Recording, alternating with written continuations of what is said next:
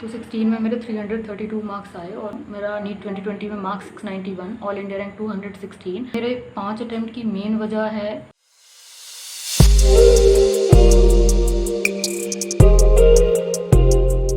Hi everyone, welcome to my YouTube channel AIMS Pioneer. I'm Arpana Kumari and this is first year student from AIMS New Delhi. तो बहुत सारे आप में से बहुत सारे स्टूडेंट्स ने ऑलरेडी मेरा इंटरव्यू देखा होगा मेरे सीनियर्स के यूट्यूब चैनल पे, और भी एक दो यूट्यूब चैनल उन पे मैंने इंटरव्यू दिया है। तो जिनको नहीं पता है उनको भी मैं बता देती हूँ। मेरा नीट 2020 में मार्क्स 691, ऑल इंडिया रैंक 216। फिर मुझे एम्स न्यू दिल्ली अलॉट हुआ फर्स्ट काउंसलिंग में। तो मैं इस चैनल पे थोड़ा सा एलैबोरेटेड करके बताना चाहूँगी। तो मेरे 5 अटैम्प्ट की मेन वजह है कि मेरा यूपी बोर्ड था और हिंदी मीडियम था। तो फ्रॉम स्टार्टिंग मतलब बहुत सारी प्रॉब्लम्स फेस करनी पड़ रही थी फर्स्ट अटैम्प्ट में। तो मतलब मुझे कुछ नहीं पता था कैसे क्वेश्चंस आते हैं, क्या है। मैंने उस टाइम शुरू के 1-2 अटैम्प्ट्स में लास्ट प्रीवियस ईयर क्वेश्चन करने होते हैं ये भी नहीं पता था। छोटी सी कोचिंग ज्वाइन करी थी। अब मैंने कानपुर से कोचिंग ज्वाइन करी थी, तो वो एक छोटी सी कोचिंग थी और वहाँ से मैं प्रिपरेशन मैंने स्टार्ट करी 2016 में। और 15 में मैंने 12th पास किया, लेकिन कोई एग्ज़ाम नहीं दिया था। तो 16 में मेरे 332 मार्क्स आए और मैंने पहली बार पेपर दिया, तो मुझे थोड़ा थोड़ा आइडिया लगा कि ठीक है एनसीईआरटीज़ में यहाँ से क्वेश्चंस आए हैं। तो उस टाइम मैंने सिर्फ बायोलॉजी की एनसीईआरटी ही, उस साल मैंने बायोलॉजी की ही एनसीईआरटी पढ़ी थी और किसी सब्जेक्ट की एनसीईआरटी नहीं पढ़ी थी। बस कोचिंग में जितना कराया जाता था उतना कर लेती थी। और फिर 17 में मैंने थोड़ा अच्छे से एनसीईआरटीज़ और प्रीवियस ईयर क्वेश्चन भी करे, तो फिर मेरा 466 मार्क्स आया था। और फिर मतलब उस साल 2016 में कट ऑफ ओबीसी का गया था 475 अप्रॉक्स, और फिर नेक्स्ट ईयर मेरा 466 आ रहा था। तो मतलब मेरे फैमिली में मेरे पापा बहुत सपोर्टिव रहे हैं, तो उन्होंने मुझे बोला कि दोबारा कर सकते हैं, मतलब थर्ड अटैम्प्ट दे सकते हैं। थोड़ा सा जैसे लास्ट ईयर थोड़ा सा कट ऑफ पीछे रहा है, मतलब तुम्हारे मार्क्स थोड़े पीछे हैं, कट ऑफ थोड़ा आगे रहा है, तो उसके अकॉर्डिंग मैंने दोबारा प्रिपेयर किया।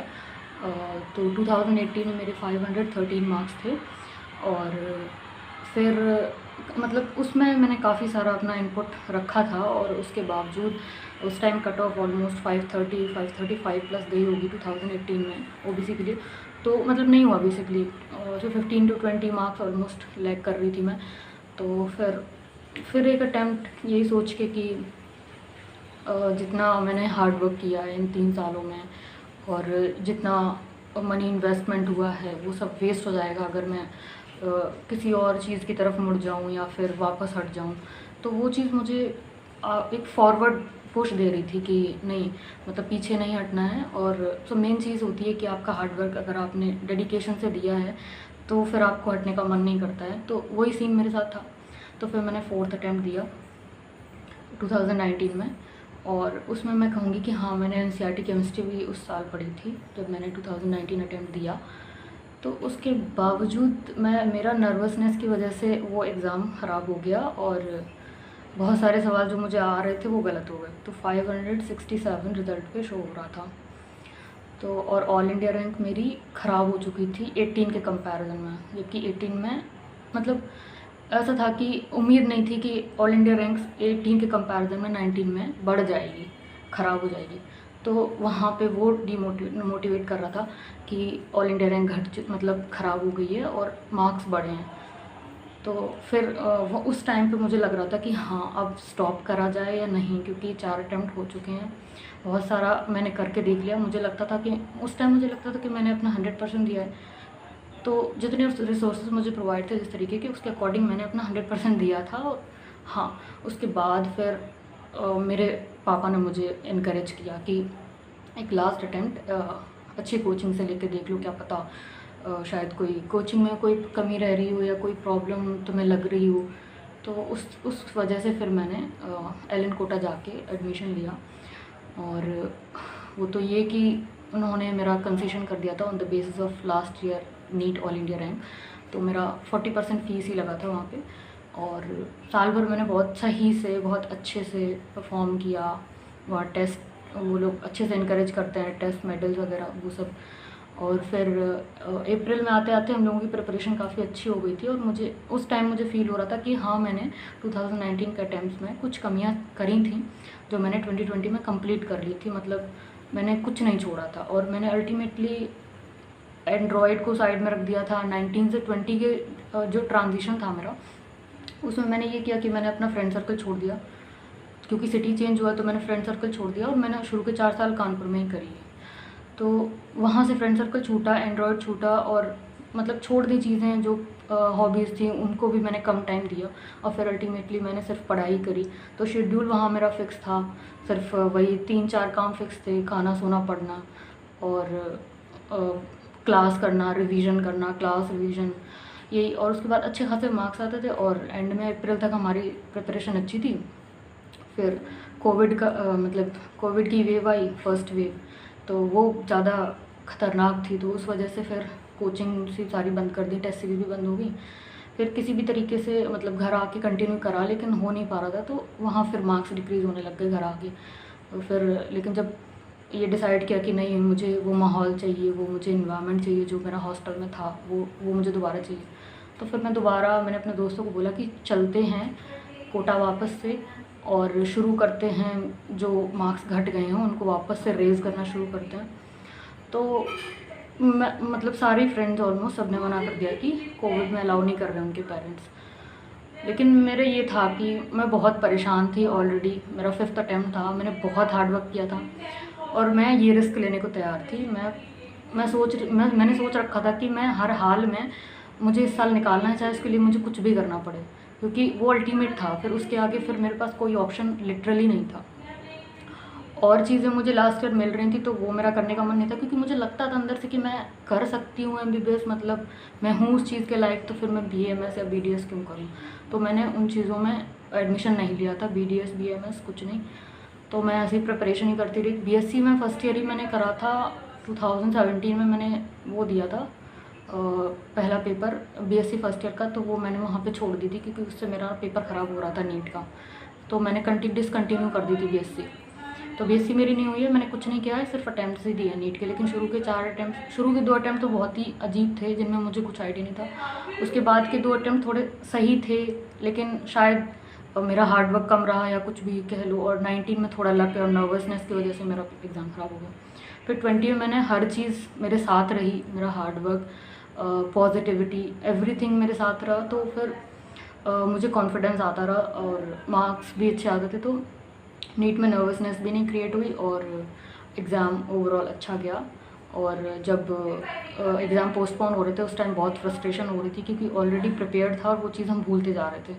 तो वापस अकेले मैंने कोटा जाके अपने हॉस्टल में अकेले रह के 2 महीने मैंने अपना रीगेन कर लिया था, जितना मैंने लॉस किया था। तो जुलाई से सितंबर तक मैंने 1.5 मंथ में अपना रीगेन किया, और उसके बाद फिर वही स्पीड और लास्ट 1.5 मंथ में मैंने सिर्फ NCERT ही पढ़ी थी। मतलब ऐसे साल भर मैंने नोट्स पढ़े LN के, और मॉड्यूल्स लगाए थे, और उससे मैं टेस्ट देती थी, मेजर माइनर जो भी हो रहे हैं। लेकिन एंड मोमेंट्स में मैंने मतलब ऑनलाइन आ रहे थे, तो मैं उसको खुद प्रिंट करा लेती थी, क्योंकि ओवरऑल हमें ऑफलाइन नीट देना है, लेकिन वही कोविड की वजह से ऑनलाइन हो रहा था, तो मैं प्रिंट करा के देती थी। और फिर एग्ज़ाम मतलब अच्छा हुआ, क्योंकि मतलब मैंने सही कर लिया था। लास्ट के 2 महीनों में मैंने मेनली NCERT पे फोकस किया था, तो ये था कि पेपर वैसे भी NCERT बेस्ड ही होता है ऑलमोस्ट। तो मेरे मैक्सिमम क्वेश्चन सही हुए। केमिस्ट्री में 180 आउट ऑफ 180 है, बायो में 350 आउट ऑफ 360 है, और फिज़िक्स में 161 आउट ऑफ 180 है। तो ये था मेरा अभी तक का जर्नी, और इसमें मेरा एनालिसिस यही है कि मेरा मेन ड्रॉबैक ये कि मेरा बोर्ड और मीडियम दोनों रॉन्ग थे। तो क्योंकि मुझे आइडिया नहीं था एक्चुअली कि मुझे करना क्या है, इसलिए अदरवाइज़ मैं CBSE बोर्ड इंग्लिश मीडियम को ही चूज़ करती ऑफ कोर्स। तो विलेज में स्कूल था, और विलेज में ही होम है मेरा, तो सूटेबल कंडीशंस भी नहीं थी। और फिर रिज़ल्ट आया, तो रिज़ल्ट में एक्सपेक्टेड ही शो हुआ, एक्सपेक्टेड था 691, और वही शो हुआ। तो मार्क्स भी डिक्रीज़ नहीं हुए, और प्रॉपर रिज़ल्ट आया। और फिर अलॉटमेंट में ये था कि एक्सपेक्टेड नहीं था कि एम्स न्यू दिल्ली अलॉट हो जाएगा, लेकिन वही ओबीसी और जनरल सीट्स का रहता है, तो उसकी वजह से अलॉट हो गई, पहले काउंसलिंग में सीट अलॉट हो गई। तो वो सीन काफ़ी डिफरेंट रहा। पहले की सिचुएशंस इतनी ख़राब थी कि लगातार 4 अटेम्प्ट्स में जब आपको हार मिलती है तो बहुत सारे लोग ताना कसते हैं और बातें करते हैं, और फिर लोग साथ देना छोड़ देते हैं, मतलब अपने लोग भी साथ देना छोड़ देते हैं। लेकिन जब सिलेक्शन हुआ और एम्स न्यू दिल्ली अलॉट हुआ, तो उसके बाद के सीन इतने अलग हैं, इतने ज़्यादा अलग हैं कि ये तो लगता है कि हाँ, इम्पॉसिबल वाली चीज़ें अब पॉसिबल हो गई हैं। तो ऐसा होता है, मतलब तो मैं यही बोलूँगी मैक्सिमम एस्पिरेंट से कि अपना मोमेंटम लूज़ नहीं करें किसी भी हाल में, और लास्ट के जो भी 1 या 1.5 महीना बच रहा है उसमें प्लीज़ आप एनसीईआरटी से मत हटिए और उसी पे फोकस करते रहिए, और प्रीवियस ईयर क्वेश्चंस भी लगा लीजिए अगर आपके पास टाइम बचता है तो। और ज़्यादा मतलब ज़्यादा इधर उधर बुक्स में मत पढ़िए, बहुत सारे बच्चे इधर उधर की बुक्स में पढ़े रहते हैं। तो मैं कहूँगी कि आप मेनली एनसीईआरटीज़ करिए, उसके बाद आप कोई एक अपनी कोचिंग का जो भी आप जहाँ भी इनरोल हैं उसका मटेरियल करिए, फिक्स रहिए। आप तरह तरह के सोर्सेज पे मत डिपेंड रहिए, मत भागिए कि आपको 4 तरीके की चीज़ें करने को मिल जाएँ। जिसमें इनरोल हैं, जिस पे आपको ट्रस्ट हो, आप उसकी चीज़ें करो साल भर, लेकिन एंड में आपको करनी सिर्फ एनसीईआरटीज़ हैं, और जो भी आपके शॉर्ट नोट्स होंगे फिजिक्स केमिस्ट्री के वही करने हैं। तो ठीक है, all the best for NEET 2021 and for NEET 2022 और 23 aspirants. So subscribe my YouTube channel and like, comment, share. Thank you.